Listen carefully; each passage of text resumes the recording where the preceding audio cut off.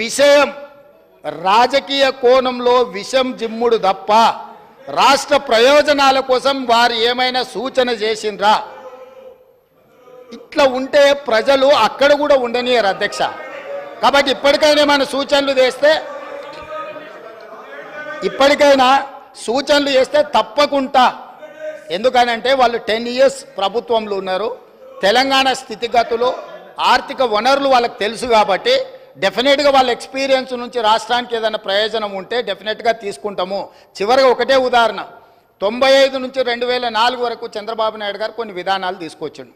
2004లో Congress party అధికారంలోకి వచ్చిన తర్వాత చంద్రబాబు నాయుడు గారి మీద కోపంతోనో ఇంకొకరి మీద కోపంతోనో ఆ విధానాలని మార్చలేదు అధ్యక్ష. వాటిని ఇంకా పెంపొందించి విస్తరించి ప్రణాళికబద్ధంగా దాని మీద మెరుగైన విధానాలు తీసుకొచ్చి అభివృద్ధి చేసింది కాబట్టి హైదరాబాద్కు మెట్రో వచ్చింది, హైదరాబాద్కు ఔటర్ రింగ్ రోడ్ వచ్చింది, హైదరాబాద్కి అంతర్జాతీయ ఎయిర్పోర్ట్ వచ్చింది, హైదరాబాద్కి ఐటీ కంపెనీలు వచ్చినాయి, హైదరాబాద్కు ఫార్మా కంపెనీలు వచ్చినాయి, హైదరాబాద్కి గోదావరి జలాలు వచ్చినాయి, హైదరాబాద్కి కృష్ణా జలాలు వచ్చినాయి అధ్యక్ష. వాళ్ళు నిజంగానే ఉపయోగపడే పాలసీ ఏదైనా తెస్తే కొనసాగించడానికి అభ్యంతరం లేదు. మేము తెచ్చిన పాలసీల మీద వారేమైనా సూచన చేస్తే సహేతుకమైన సూచనలు సలహాలు తీసుకోవడానికి కూడా మా ప్రభుత్వానికి ఎలాంటి అభ్యంతరం లేదని తమ ద్వారా ప్రతిపక్ష నాయకులకు నేను చెప్పదలుచుకున్నా అధ్యక్ష.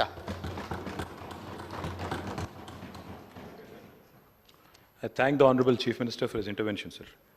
చాలా విషయాలు చెప్పారు, ధన్యవాదాలు సార్.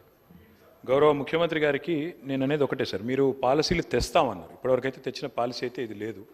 మీకు ఇప్పటివరకు ఏ పాలసీ లేదు. జలసీ తప్ప కేసీఆర్ అంటే ఏ పాలసీ లేదు మీకు.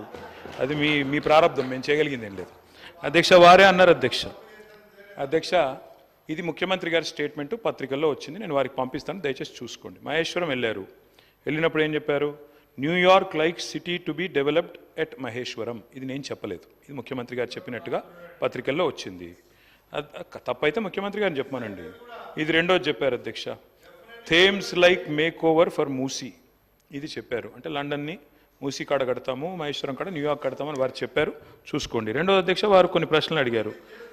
ఆర్టిఫిషియల్ ఇంటెలిజెన్స్ అన్నారు. సరే, ఎవరి ఇంటెలిజెన్స్ ఏంటో ప్రజలు తెలుస్తారు, మాకేం బాధ లేదు. మేము కొంత చదువుకుని వచ్చినాం అధ్యక్ష. మా నాన్నగారు చదివిచ్చారు. నేను 2 మాస్టర్ డిగ్రీలు చేసిన. పూణేలో రాహుల్ గాంధీని అంటున్నారా, ఎవరిని అంటున్నారు? సరే, పూణేలో నేను మాస్టర్స్ చేసిన బయోటెక్నాలజీలో. తర్వాత న్యూయార్క్ ఎంబీఏ చదువుకున్నా, అంతో ఇంత చదువుకున్నా, ఉద్యోగం చేసిన. గుంటూరులో కూడా ఇంటర్మీడియట్ చదువుకున్నా. సరే, నేను అంతటా చదివినా. సరే, నేను చదువుకున్నా, సర్టిఫికెట్లు చూపెట్టే పరిస్థితి నాకు ఉంది. వాళ్ళు ఎక్కడ చదువుకున్నారో తెలియదు, ఏం చదువుకున్నారో తెలియదు. నేను మాత్రం చదువుకున్నా, కష్టపడ్డా, ఉద్యోగం సంపాదించుకున్నా. అదే ఉద్యోగం ఇది ఇండియాకి వచ్చినా. మరి నాకు ఇంటెలిజెన్స్ ఉందా లేదా అంటే నేను పోటీ పరీక్షలు రాసిన, జీవితంలో ఇంటర్వ్యూలో అటెండ్ అయినా. మరి ముఖ్యమంత్రి గారి గతం ఏందో నాకు తెలియదు. రకరకాలుగా చెప్తుంటారు కానీ నాకు గతం తెలియదు.